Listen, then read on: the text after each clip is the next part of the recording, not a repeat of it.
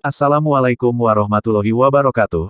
Seperti biasa saya akan membahas alur cerita dari Against the Sky Supreme ya guys. Sebelum ke pembahasan jangan lupa, like, comment and subscribe ya. Yuk tanpa basa-basi lagi kita langsung ke pembahasannya. Di episode sebelumnya, Keyin mengepalkan tinjunya erat-erat, kukunya menembus telapak tangannya. Dan setetes darah jatuh ke tanah, dan hatinya juga berdarah. Tuan Kota Yin, mohon jangan berkabung. Orang tidak dapat dibangkitkan dari kematian, jaga kesehatanmu, ucap Keyin berkata sambil menangis.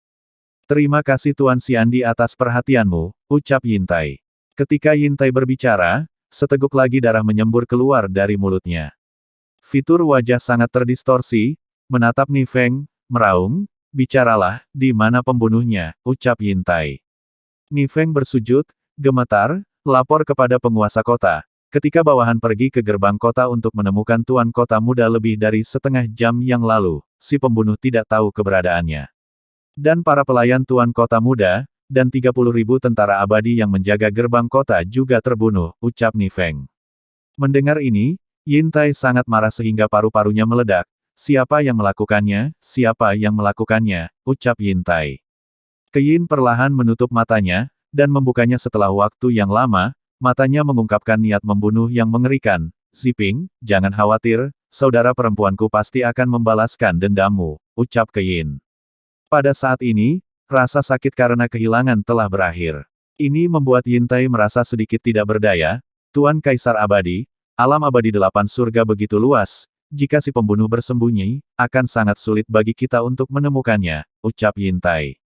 Mata Keyin berkilat. Ziping adalah peringkat ke-11 dari alam Kaisar Agung. Melihat alam abadi 8 surga, tidak ada lebih dari 1.000 orang yang dapat membunuh dia. Dan di antara orang-orang ini, mereka semua adalah keabadian tingkat tinggi, jadi pembunuhnya kemungkinan besar ada di antara orang-orang ini. Ni Feng, Kaisar Abadi ini memerintahkan bahwa dalam waktu 3 bulan, semua orang di atas peringkat 9 alam Kaisar Agung di alam abadi 8 surga, harus datang ke istana Tuan Kota dari Kota Abadi 8 Surga, dan mereka yang melanggar perintah akan dibantai seluruh klan, ucap Keyin. Ni Feng mendengar kata-kata itu dan buru-buru pergi setelah menerima perintah itu. Wosh! Embusan angin bertiup melewati, dan seorang wanita berpakaian hitam yang gagah berani muncul entah dari mana dari sisi Keyin, berlutut dengan satu lutut dan berkata, Tuan Kaisar Abadi, penjaga kekui ruang teleportasi dari luar kota yang mengarah ke alam 9 surga abadi ada jejak formasi teleportasi yang dibuka baru-baru ini. Seharusnya orang kuat dari alam abadi 9 surga yang datang ke alam abadi 8 surga saya, ucap wanita itu. Mendengar ini, wajah Keyin yang menakjubkan menunjukkan kemarahan, alam abadi 8 surgaku dan alam abadi 9 surga selalu menjadi air sumur, ini pasti ulah Fang Rulong gila, ucap Keyin. Alasan mengapa Keyin mencurigai Fang Rulong adalah karena Fang Rulong yang hanya memegang token keformasi dari alam 9 surga ke alam 8 surga. Dan di alam abadi 9 surga, hanya Fang Rulong yang dapat membuka gerbang ke alam abadi 8 surga. Menurutnya, orang yang membunuh kekui mungkin adalah orang yang membunuh Yin Ziping. Selain itu, jika Fang Rulong tidak datang sendiri, maka dia mengirim seseorang. Tapi Keyin tidak bisa mengetahuinya. Dia tidak memiliki dendam terhadap Fang Rulong, mengapa dia melakukan ini? Apa tujuannya? Keyin memandang Yintai dan berkata, Kaisar Abadi ini akan pergi ke Hongmeng Jiutian untuk menemukan Fang Rulong, dan Anda bertanggung jawab atas alam abadi 8 surga. Iya, jika itu benar-benar yang dilakukan Fang Rulong, Kaisar Abadi ini tidak akan pernah membiarkannya pergi, ucap Keyin. Setelah itu, Keyin tiba-tiba memikirkan sesuatu, dan mengerutkan kening, mungkinkah Fang Rulong mengintip mata air peri di istana rahasia 8 surgaku? Ini tidak bagus, ucap Keyin. Keyin melihat ke depan pada wanita berpakaian hitam dan berkata, Xiao Qian, Anda segera pergi ke istana rahasia 8 surga untuk mencari tahu, jika ada yang benar-benar ingin menyerang istana rahasia 8 surga, Anda dan Lu Bingyan harus melindungi istana rahasia, ucap Keyin. Setelah wanita berpakaian hitam itu menjawab, dia menghilang begitu saja. Setelah itu, Keyin terbang keluar dari City Lord's Mansion dan tiba di Space Time Hall di pintu keluar gerbang kota melalui susunan teleportasi. Dia terbang keluar dari gerbang kota dan memasuki aula ruang waktu yang mengarah ke alam abadi 9 surga. Tepat ketika dia mengeluarkan token alam 8 surga, dan hendak membuka formasi teleportasi, dia tiba-tiba merasakan bahwa di belakangnya, area teleportasi dari alam 9 surga ke alam abadi 8 surga memancarkan gelombang fluktuasi yang tidak terdeteksi. Masih ada orang yang datang, ucap Keyin. Mata Keyin Mei menunjukkan niat membunuh yang mengerikan, dilihat dari intensitas fluktuasi, orang-orang yang datang akan tiba dalam waktu sekitar 7 hari. Baiklah, Kaisar Abadi ini akan tinggal di sini dan melihat siapa dia, ucap Keyin.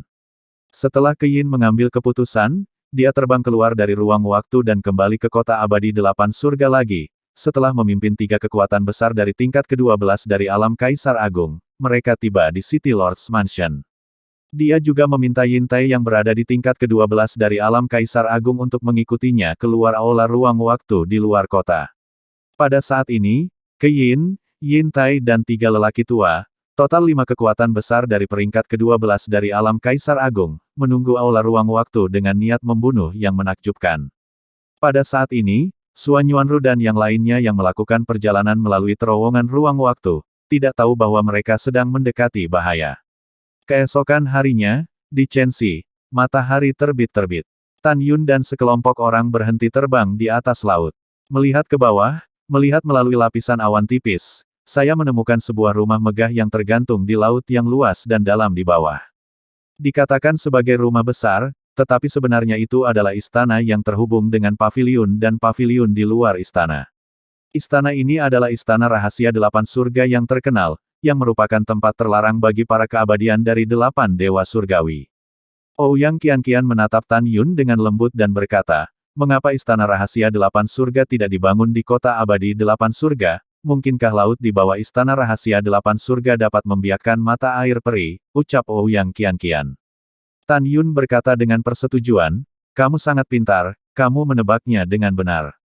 Apakah kamu melihat paviliun di luar rumah rahasia 8 surga, ucap Tan Yun.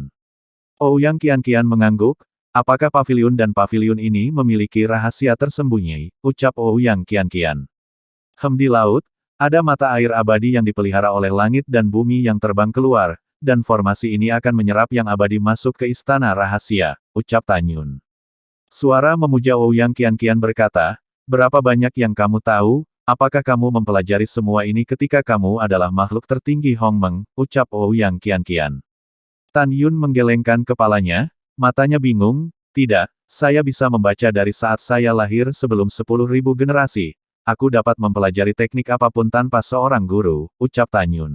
Luar biasa, sepertinya Anda adalah kekasih Tuhan, ucap Ouyang Qianqian melalui transmisi suara. Tan Yun tersenyum, dan kemudian mengirim transmisi suara ke semua orang. Awalnya, kami hanya perlu 1 hari untuk tiba di sini dari kota abadi 8 surga. Anda harus menikmati pemandangan yang indah, dan kami butuh 4 hari untuk tiba. Ini cantik, saatnya untuk turun ke bisnis. Anda memasuki menara Ling Xiao, dan saya akan turun untuk menemui wakil penguasa kota dari 8 kota peri surga, ucap Tan Yun. Semua orang tahu bahwa wakil penguasa kota Lu Bingqian telah berlatih rayuan, dan jika mereka tetap di sisi Tan Yun, jika dia tertangkap kontrol lawan akan menyeret Tan Yun ke bawah. Jadi semua orang mengangguk dan menghilang begitu saja. Muncul di menara Ling Xiao di telinga Tan Yun. Tan Yun menukik ke bawah, melewati lapisan awan, dan mendarat di sebuah paviliun di luar Jiutian Secret Mansion. Hehehe. Pria yang sangat tampan, dengan suara wanita yang indah yang akan membuat tulang pria manapun melunak.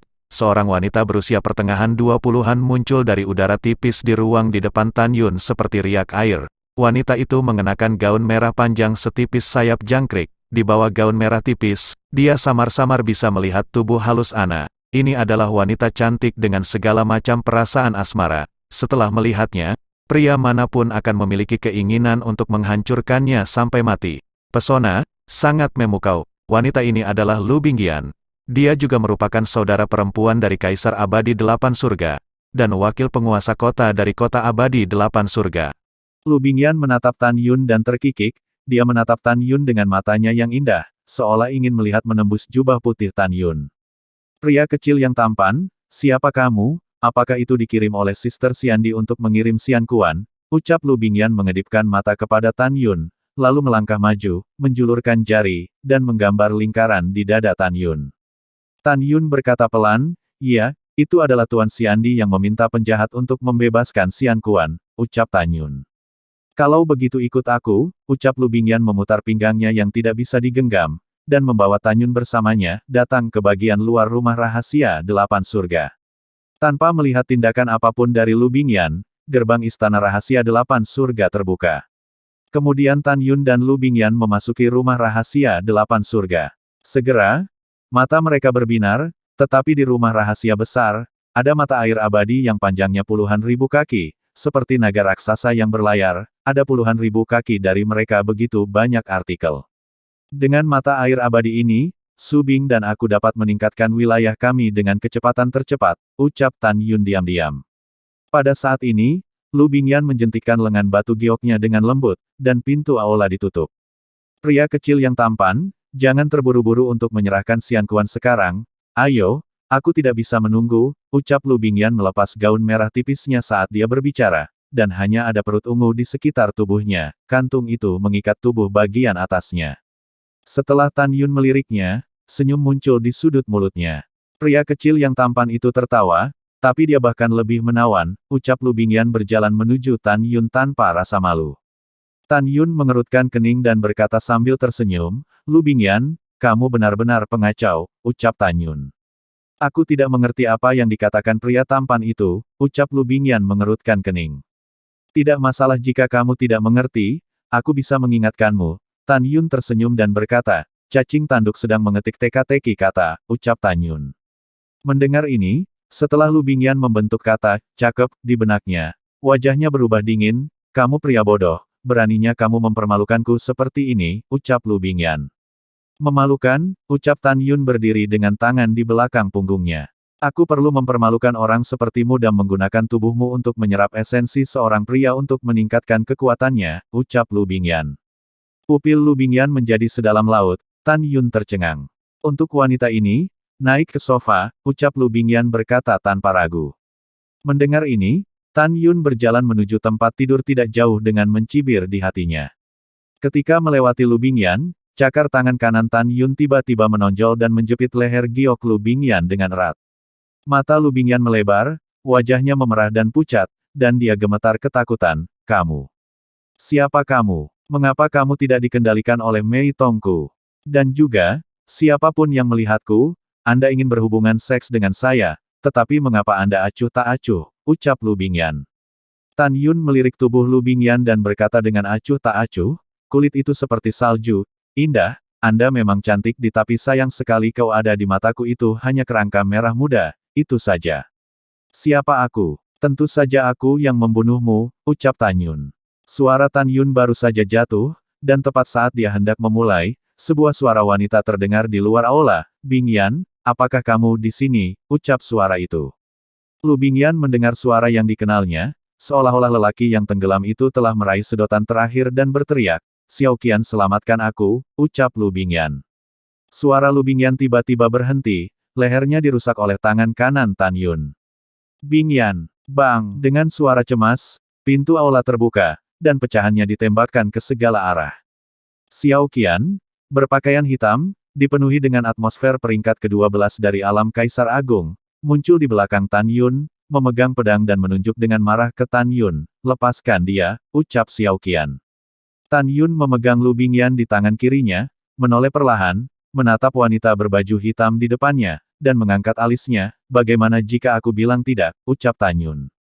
Mata Xiao Qian menunjukkan niat membunuh yang dingin, apakah kamu tahu siapa dia? Dia adalah. Sebelum Xiao Qian bisa menyelesaikan kata-katanya, dia diinterupsi oleh Tan Yun sambil tersenyum, Anda tidak perlu memberi tahu saya. Bukankah dia saudara perempuan Kaisar Abadi yang disumpah, ucap Tan Yun. Karena kamu tahu, kamu masih berani membunuh, ucap tubuh Xiao Qian melonjak dengan kekuatan Kaisar, dan menunjuk ke Tan Yun dengan pedangnya, sudah kubilang, aku adalah Kaisar peringkat 12, aku memerintahkanmu untuk segera melepaskan Lu Bingyan, jika tidak, aku akan menghancurkan tubuhmu menjadi 10.000 keping, ucap Xiao Qian. Aku takut, aku tidak akan membiarkannya pergi, ucap Tan Yun. Saat Tan Yun berbicara dengan ringan, telapak tangan kanannya tiba-tiba menghancurkan kepala Lu Bingyan dengan tangan kirinya, dia melemparkan mayat tanpa kepala itu ke kaki Xiao Qian. Kamu, Xiao Qian tersipu karena marah, ngomong-ngomong, penguasa kota kecil dari kota peri 8 surga, apakah kamu yang membunuhnya, ucap Xiao Qian. Itu benar, aku yang membunuhnya, ucap Tan Yun lalu tersenyum. Xiao Qian berkata lagi, dan juga, apakah Yan kamu membunuh kekui yang menjaga aula ruang waktu di rumah abadi 8 surga kita, ucap Xiao Qian. Ya, aku membunuhnya, kata Tan Yun. Alam abadi 8 surga dan alam 9 surga Anda selalu disiram dengan baik, jadi mengapa Kaisar Abadi Anda mengirim Anda ke bawah, ucap Xiao Qian dengan marah. Ada begitu banyak pertanyaan, Tan Yun mencibir. Kamu adalah orang yang sekarat, aku katakan, kamu tidak dapat membawa berita itu kembali. Beri kamu kesempatan, bunuh diri, dan jaga seluruh tubuhmu, ucap Tan Yun. Ketika Xiao Qian mendengar kata-kata itu, matanya sedikit menyipit, dan cahaya dingin keluar, sombong. Teknik pedang meteor berlari, ucap Xiao Qian. Sosok hantu membunuh Tan Yun dengan pedang. Saat dia memutar pergelangan tangannya, sinar pedang dari kekuatan Kaisar Agung guntur, seperti guntur yang deras, melahapnya ke arah Tan Yun. Kecepatannya bagus, ini 3 poin lebih cepat dari rata-rata kekuatan tingkat 12 dari alam Kaisar Agung. Itu tidak disayangkan kecepatanku 2 kali lebih cepat dari milikmu, ucap Tan Yun. Ketika suara Tan Yun terdengar, Tan Yun telah menghilang dari siao penglihatan Qian. Ketidakberdayaan dan keputusasaan mengikis setiap ketegangan sarafnya, dan dia tahu bahwa dia telah bertemu dengan seorang guru yang tak tertandingi hari ini. Dia berdiri di langit, menutup matanya, melepaskan kesadarannya yang abadi, dan dengan hati-hati mengamati sekelilingnya. Ada butiran keringat halus di dahinya, dan jantungnya berdetak kencang. Tidak peduli siapa kamu, aku akan membunuhmu hari ini, ucap Xiao Qian tiba-tiba menembak ke udara di luar rumah rahasia, mencoba melarikan diri. Kamu masih ingin menipuku dengan trik kecil ini? Jika kamu bisa melarikan diri, aku tidak akan menjadi Tan Yun, ucap Tan Yun. Ketika suara ketidakpedulian terdengar, Tan Yun tiba-tiba muncul di belakang Xiao Qian dan menamparkan punggungnya. Puff, Xiao Qian meludahkan seteguk darah dan menghunjamkan pedangnya ke istana rahasia. Dia merasa organ-organ internalnya tampak tergeser, dia berjuang untuk berdiri, dan menatap Tan Yun dengan ngeri. Kekuatanmu, mengapa kamu begitu kuat, ucap Xiao Qian. Tidak ada komentar, ucap Tan Yun mengabaikan Xiao Qian. Selama saat Anda menjawab pertanyaan saya dapat menyimpan seluruh mayat Anda, ucap Tan Yun. Anda tidak dapat bertanya kepada saya apa yang harus saya katakan. Sebelum kata-kata Xiao Qian selesai, Tan Yun menggunakan mata ilahi Hong Meng-nya, dan ekspresinya segera menjadi kusam. Katakan padaku, bagaimana kekuatan Kaisar Keyin dibandingkan dengan kekuatanmu, ucap Tan Yun bertanya. Xiao Qian berkata dengan ekspresi membosankan, aku tidak bisa menahan satu gerakan pun di depan Kaisar Abadi 8 surga, ucap Xiao Qian. Tan Yun mengerutkan kening dan bergumam pada dirinya sendiri, dia tidak bisa menahan satu gerakan, sepertinya Keyin memang sangat kuat. Lagi pula, ketika telapak tangan kanan Tan Yun hendak menghancurkan Xiao Qian berkeping-keping, tiba-tiba, sebuah token psikis yang tergantung di pinggang Xiao Qian bersenandung dan bergetar, ucap Tan Yun. Suara agung dan cemas terdengar, Xiao Qian, bagaimana istana rahasia 8 surga, bagaimana kabar saudara perempuanku Bing Yan, ucap suara itu. Tan Yun mengirim transmisi suara kepada Xiao Qian, siapa pemilik suara ini, ucap Tan Yun.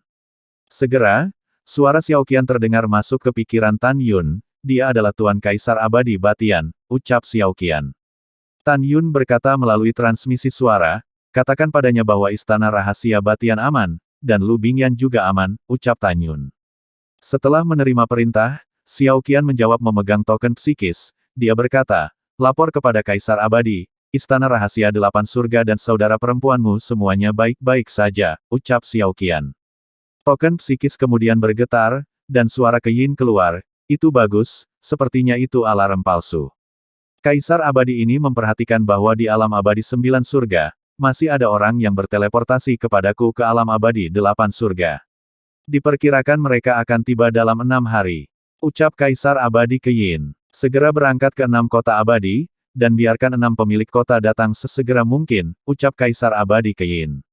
Setelah itu, token psikis kembali ke kedamaian. Ketika Tan Yun memberi isyarat, tanda psikis di pinggang Xiao Qian diambil ke tangannya dari kejauhan. Setelah Tan Yun memasukkan token psikis ke dalam cincin abadi, dengan lambaian lengan kanannya, embusan kekuatan abadi menelan Xiao Qian, dan segera, Xiao Qian dimusnahkan dan mati. Tan Yun berkata dengan bingung, masih ada orang dari alam abadi 9 surga, siapa itu? Mungkinkah seseorang menemukan token Kaisar Abadi 9 surga dan datang ke alam abadi 8 surga? Jika kedua belah pihak bisa bertarung, itu yang terbaik, ucap Tan Yun. Setelah mengambil keputusan, Tan Yun meminta Sen Subing untuk meninggalkan Menara Lingqiao, dan memasukkan semua mata air abadi di Istana Rahasia 8 hari ke dalam cincin dewa.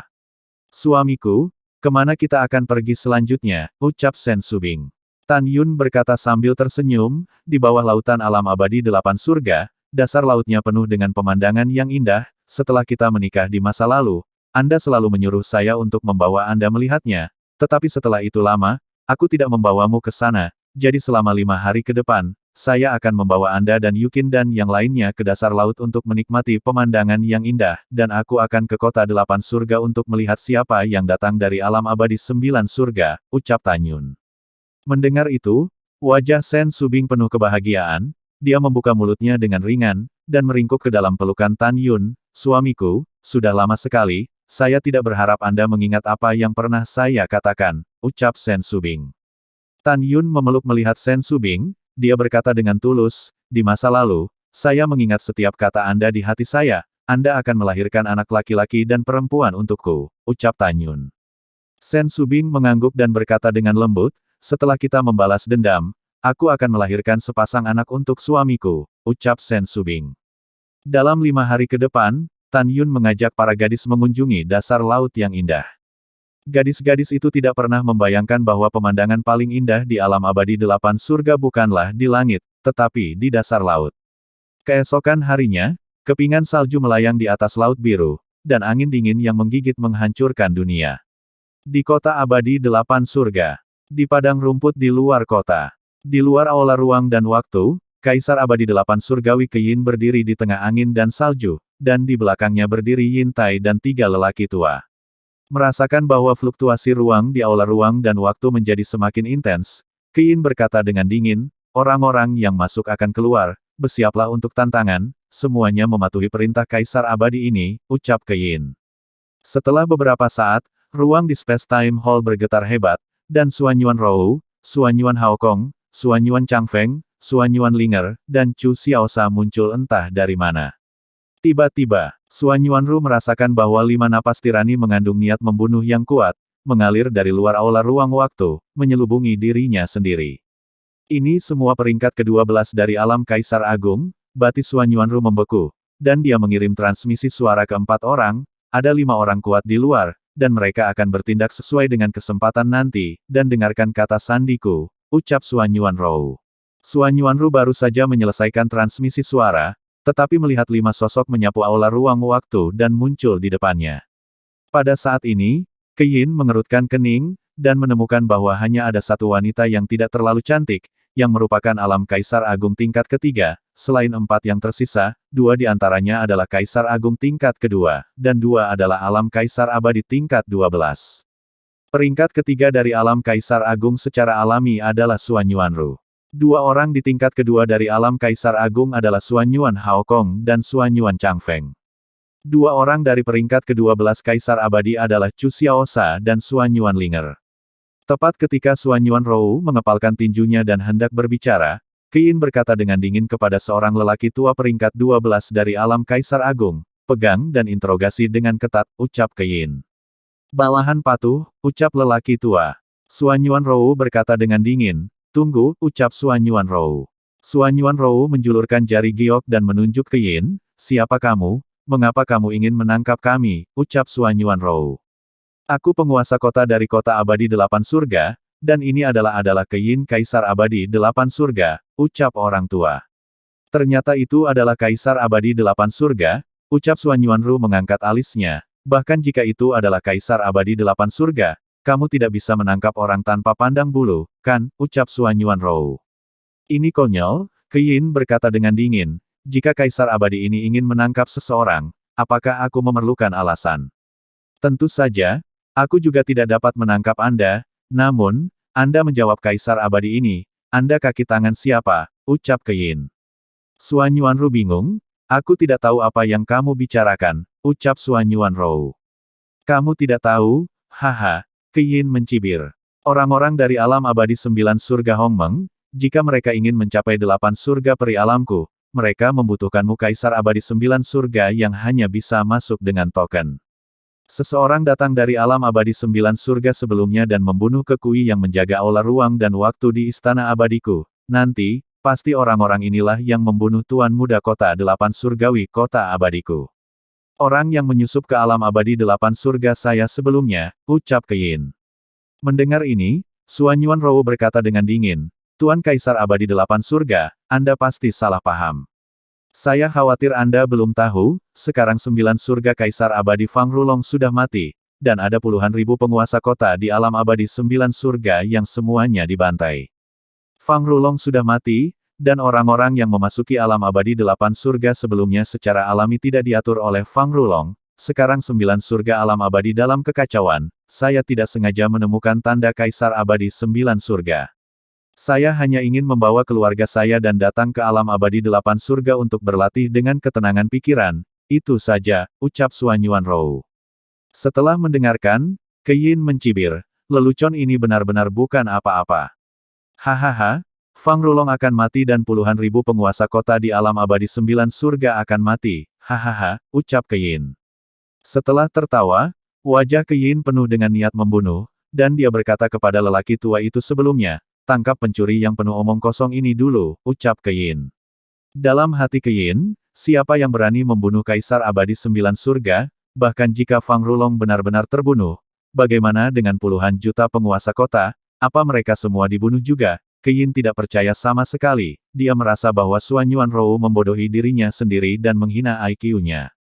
Bawahan patuh, ketika lelaki tua bernama Kebijian menjawab dengan hormat, Suan Yuanrou memandang Keyin, matanya semakin dingin. Kaisar Abadi 8 surga, aku, Suan Yuanrou, aku memanggilmu Kaisar Abadi.